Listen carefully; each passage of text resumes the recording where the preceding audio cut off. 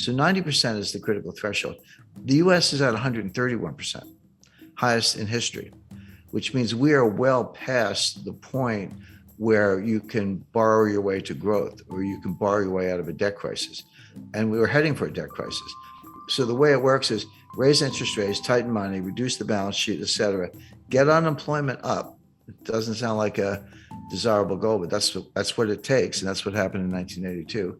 Get unemployment high enough so people are buying hamburger instead of steak. They're buying, whatever's the least expensive thing on the shelf, day old bread instead of new bread, or they're not buying gasoline because they're not going to work, et cetera. That will bring prices down, but at a very high cost, which we just talked about, which is high unemployment and lower productivity. Meanwhile, the US debt keeps going up. We haven't really talked about the debt. That part of it looks like 1981. But if you throw in a global financial crisis, then it starts to look more like 2008. Yeah, well, that's like a glacier. Glaciers are extremely powerful, but they move extremely slowly. There's some exceptions, but they kind of like, an inch a year, a couple inches a year, but they move mountains. I mean, they create rivers, they create canyons, they move mountains. They're extremely powerful, but slow. That's a good metaphor for the impact of debt. And when I talk about debt, in particular with the United States, but you can apply this to any country, I focus on the debt to GDP ratio, because you can't really talk about debt in isolation without thinking about the capacity to pay the debt. And a simple example, if you have a $50,000 balance on your credit card and you're making $30,000 a year and trying to pay rent in New York, et cetera, good luck. You're probably going to go bankrupt or at least default on that card. But if you owe $50,000 on your credit card, but you're making $5 million a year, it's, you just write a check. It's no big deal. My point is, you can't look at a $50,000 debt and decide if it's a problem or not unless you compare it to the income. And if it's too low, it's a problem. And if the income's high, not a problem.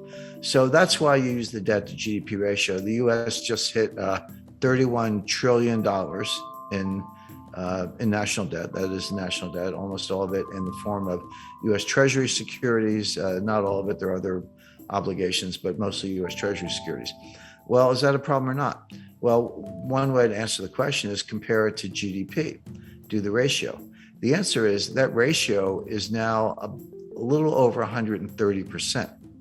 What was it in 1980 when Ronald Reagan was elected? The answer is 30%. 30% is completely comfortable. That's like the person with the $50,000 debt who's making millions. No big deal. 30% is comfortable. 50%, yeah, getting up there.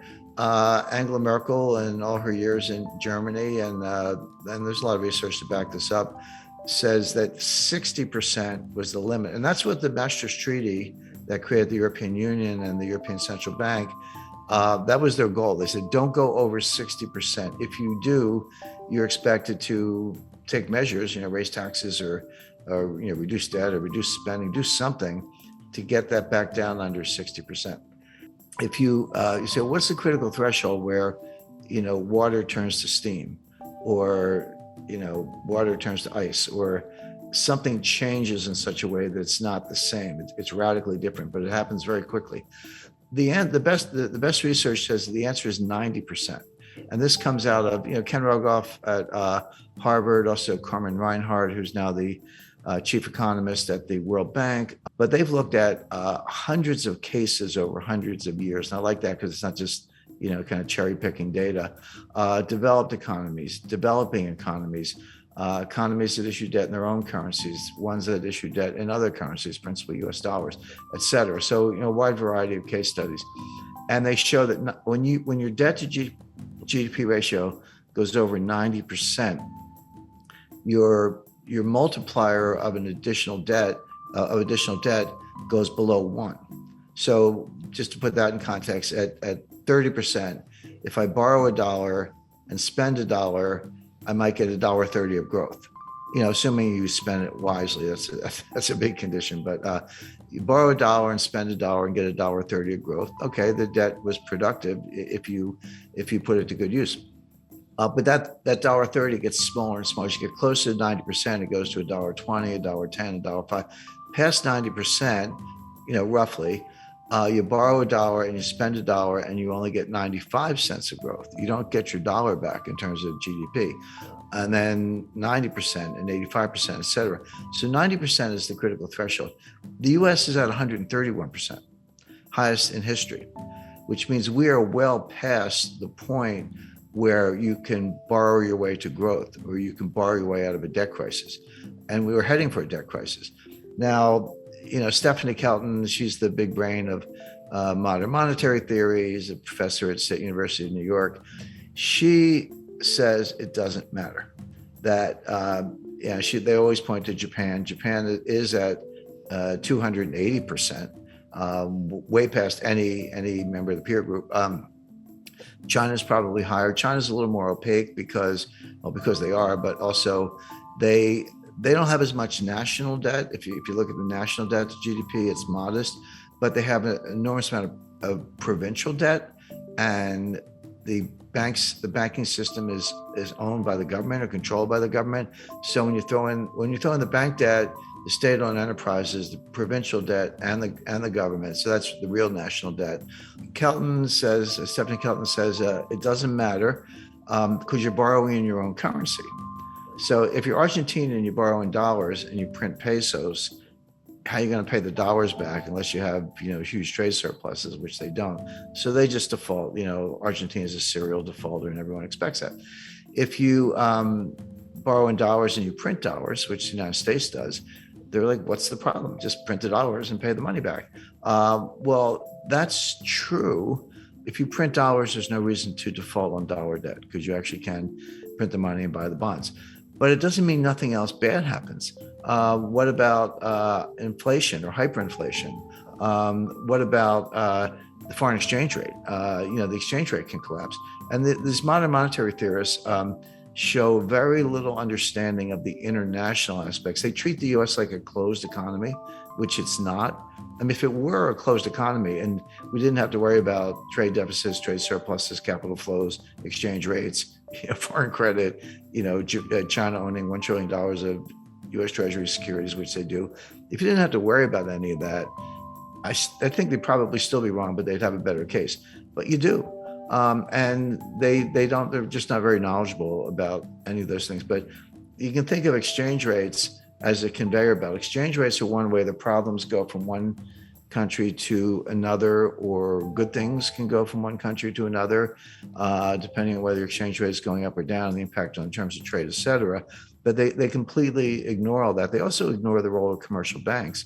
They just look at the Treasury and the Fed and look at money supply, but like kind of M0, but don't understand how commercial banks create M1 and they do their own thing. They're not on as short a leash as they seem to think. But if you read Stephanie Kelton's book, The Deficit Myth, she says, well, we don't really need a bond market, U.S. bond market. We only have a bond market as a favor to investors because it gives them a place to put their money. But why have, he said, you have government spending. So the Treasury borrows money by issuing bonds, and then the Fed monetizes the bonds by buying the bonds, and that gives the Treasury the money to pay the bills, et cetera. She says, do away with all that. Just give the Fed, wire instructions for Lockheed. And if you need 5 F-35 fighter jets, order them and just send the money right to Lockheed. Why do you need a bond market? I mean, she actually says that. So, okay, legally, that might be possible, but to suggest that you can do that without consequences is nonsense. And then you say, what about inflation? Their view is as long as there's excess capacity and unmet needs, et cetera, you're not going to have inflation because there's a lot of slack in the economy. Well, that's a legitimate debate. But they say when inflation happens, raise taxes. And then, by the way, they also say you don't need a tax system because if you can just print the money, why do you have to collect taxes? And their answer is, we collect taxes to redistribute income. Okay, well, at least they're honest. I mean, that's the kind of socialist model, but they're honest about it. But it's important to bear in mind that Stephanie was the principal economic advisor to Bernie Sanders in 2016 and 2020. And Bernie Sanders today is the chairman of the Senate Budget Committee, controls the purse strings.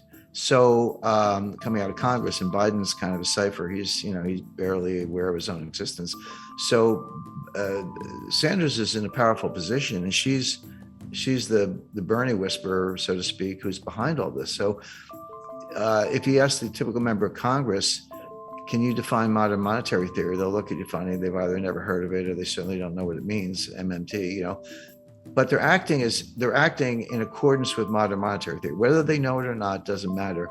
The actual behavior of the Congress, and again, just go back to COVID 2020, because we talked about the debt to GDP ratio. So in around May or June 2020, Trump put through a $2 trillion COVID relief package, and that was when the Paycheck Protection Plan, that was $800 billion, and everyone got the $1,200 check, et cetera, et cetera.